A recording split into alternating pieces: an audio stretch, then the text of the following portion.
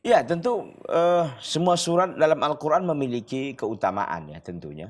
Allah Azza wa Jalla mengatakan, ala bidzikrillahi tatma'innul qulub. Ya, ketahuilah bahwa dengan berzikir kepada Allah itu hati menjadi tenang. Ya. Zikir yang paling tertinggi kata para ulama adalah qiraatul Quran, membaca Quran itu sendiri.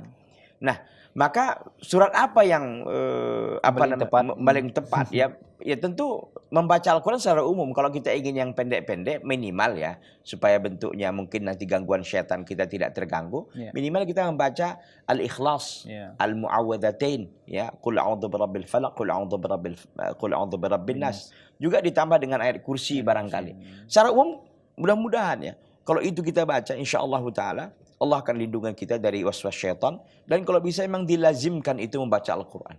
Didawamkan, diteruskan. Jadi setiap hari pasti membaca Al-Quran. Harus diusahakan sesibuk apapun. Mudah-mudahan hati ini akan menjadi tenang. Nah, dan mohonlah tentu tidak lupa doa kita kepada Allah. Terutama di salat malam kita. Untuk diberikan Allah Azza wa Jalla hati yang tenang. Amin. Tentu hati yang tenang banyak faktornya. Di antaranya adalah makanan yang masuk ke dalam diri kita. Kemudian juga lingkungan. Kemudian juga teman dan sebagainya. Jadi banyak faktor juga yang menyebabkan hati kita ini bisa menjadi tenang. Salah satunya barangkali bertemanlah dengan orang-orang soleh, orang-orang yang takut kepada Allah, orang-orang yang taat kepada Allah. Mudah-mudahan hati kita menjadi tenang, insya Allah.